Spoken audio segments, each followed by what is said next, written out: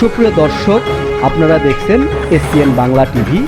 দেখুন ও সাবস্ক্রাইব করুন SPN Bangla TV, দেশ ও মানুষের কথা বলে। আমরা 3 পার্টের একটি পার্ট, অর্থাৎ একটি রমজানের প্রথম যে বরকত, রমজানের আলোচনায় আমি আসলে আপনাদেরকে বলতে চাই, আমরা এই মাসে আমাদের সিয়াম সাধনার মাসে একত্রিত হয়েছি।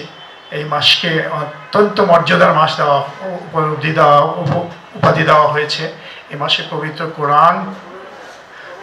কোরআন শরীফ নাজিল হয়েছিল।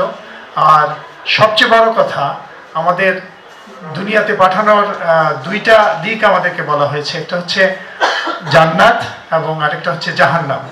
এই রমজান মাসে আমি যতদূর আপনাদেরকে বলবো, জাহান্নামের দরজা বন্ধ থাকে এবং জান্নাতের দরজা খোলা থাকে। আমরা এই জান্নাতের দরজা খোলার মাসে চেষ্টা করব। সবার উচিত, আমার এক বড় ভাই একটু আগে বলে গেছেন, আমাদের বাসায়, প্রত্যেকের বাসায় কোরআন শরীফ আছে। কোরআন আমরা পড়ি না, কোরআন শরীফ পড়া হয় না।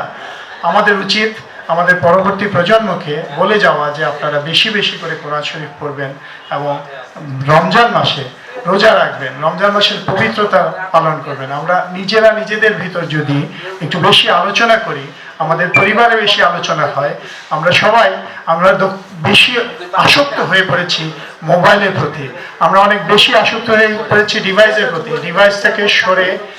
ডিভাইসটা থেকে দূরে রেখে অন্ততপক্ষে রমজান মাসে আমরা পবিত্রতা রক্ষা করার জন্য প্রতিশ্রুতিবদ্ধ হব।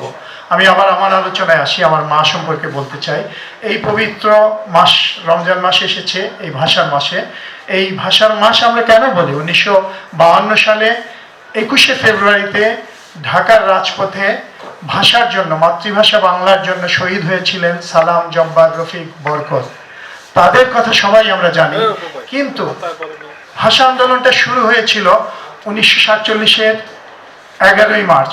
দেশ ভাগ হয়েছিল 1947-এ, তারপরই ভাষা আন্দোলন শুরু হয়েছিল 1948-এর 11ই মার্চ।